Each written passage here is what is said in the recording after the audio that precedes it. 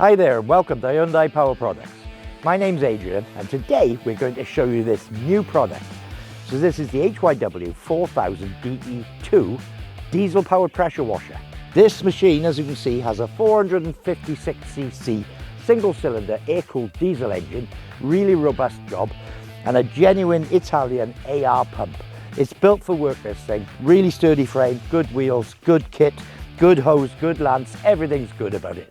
Let's show it you in action. I've connected the water up, I've put oil in the engine, I've got fuel in the tank. Just a quick tip, before we start the engine, we'll purge the air out of the system. I'll pull the trigger on the lance till it stops spitting and chirping, and I know that I've got all the air out of the system and it's just water, which is a good thing because it's water cooled. So, turn the governor on, there we are. That's also the way we stop it. Release that knob and it'll switch off. So while holding the trigger to let the water flow through, I can start the engine.